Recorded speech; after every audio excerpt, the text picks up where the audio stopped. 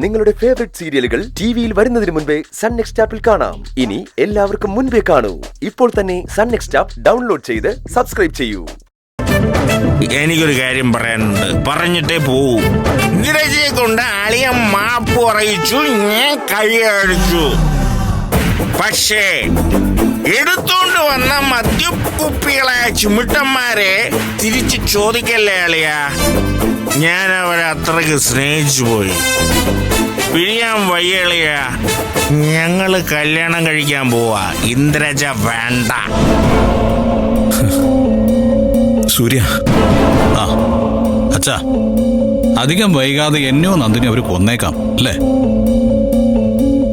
അതൊന്നും ഇല്ലടാ. അങ്ങനെ ഒരു ചതിക്ക് നിങ്ങളെ തോൽപ്പിക്കാനാവില്ല. എന്തായാലും സന്തോഷമായടാ. നന്ദിനിയുടെ പേരിൽ നിനക്കുണ്ടായിരുന്ന തെറ്റിദ്ധാരണ മാറിയല്ലോ.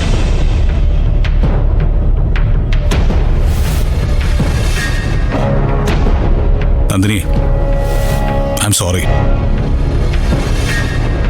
I'm really sorry.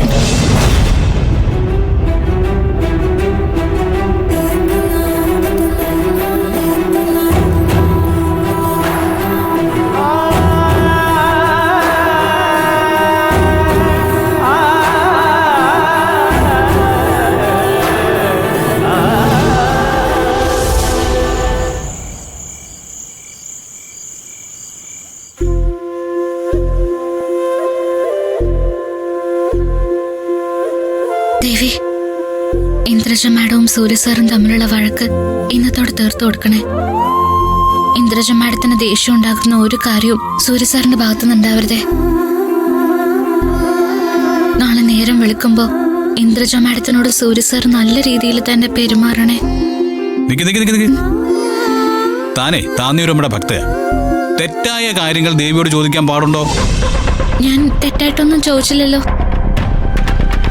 താമിന് ചേച്ചിക്ക് വേണ്ടി എന്തിനാ പ്രാർത്ഥിക്കുന്നേ? അതെ, അത്രയും ദുഷ്ട മനസ്സുള്ള ഒരാൾക്ക് വേണ്ടി ദേവിയോട് എന്തിനാ പ്രാർത്ഥിക്കുന്നെന്നാ ചോദിച്ചത്. ആര് പറഞ്ഞു ദുഷ്ട മനസ്സാണെന്ന്? ഇന്ദ്രജ മാഡം മദ്യക്കുപ്പികൾ എടുത്തോണ്ട് പോയത് സത്യ. പക്ഷെ അത് സാറ് കുടിക്കാതിരിക്കാൻ വേണ്ടിയാണെങ്കിലോ? സ്വന്തം ആങ്ങളെ ഇങ്ങനൊരു കാര്യത്തിൽ നിന്ന് രക്ഷപ്പെടണമെന്ന് മാഡത്തിന് ആഗ്രഹം ഉണ്ടെങ്കിലോ? ബെസ്റ്റ്. അതെ, ഞാൻ ഒരു കാര്യം ചോദിക്കട്ടെ. നിങ്ങളുടെ ഗ്രാമത്തില് ഇതുപോലെ പൊട്ടത്തരം ഉള്ളവർ ഇനിയും ഉണ്ടോ? അല്ല, ഉണ്ടായിരുന്നെങ്കിലേ ഒരു 3-4 ഇവിടെ കൊണ്ട് നിർത്തായിരുന്നു. ഇടോ, നാണമില്ലടോ തനിക്ക്? നമ്മളെ തമ്മിൽ തെറ്റിക്കാൻ വേണ്ടിയിട്ടാണ് ചേച്ചി അത് ചെയ്തതെന്ന് മനസ്സിലാക്കിയിട്ടല്ലേ ഞാൻ വഴക്കടിച്ചത്. എന്നിട്ട് തിരിച്ചു കയറി വന്നപ്പോ താൻ ചേച്ചിയുടെ ദീർഘായുസിന് വേണ്ടി പ്രാർത്ഥിക്കുക. എനിക്ക് തോന്നിയ കാര്യം ഞാൻ ദേവിയോട് പറഞ്ഞു. അതിന് സാറിനെന്താ? എനിക്ക് തന്റെ പല കാര്യങ്ങളും ഇഷ്ടമാണ്. പക്ഷേ ഈ അമിതമായിട്ട് പാവാവുന്ന പരിപാടി ഉണ്ടല്ലോ, അത് കാണുമ്പോ എനിക്ക് ദേഷ്യ വരുന്നേ. സാറ് ദേഷ്യപ്പെട്ടോ? ആരാ വേണ്ടെന്ന് പറഞ്ഞത്? നേരത്തെ ഇന്ദ്രജ മാഡത്തിനോട് ചെയ്ത പോലെ എന്നോട് ബഹളം വെച്ചോ? തല്ലാൻ കൈ ഓങ്ങിക്കോ. എന്നാലും എനിക്ക് കുഴപ്പമില്ല. ഓ, താൻ നന്നാവില്ല. ഓ, ഞാൻ വലിയ കുഴപ്പങ്ങൾ ഉണ്ടാക്കി നടക്കല്ലേ പെട്ടെന്ന് അങ്ങ് നേരെയാവാൻ? അയ്യോ, അതല്ല പറഞ്ഞത്.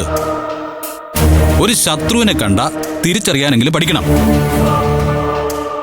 അയാള് നമ്മുടെ നാശമാണ് കൊതിക്കുന്നതെന്ന് മനസ്സിലാക്കാൻ പഠിക്കണം.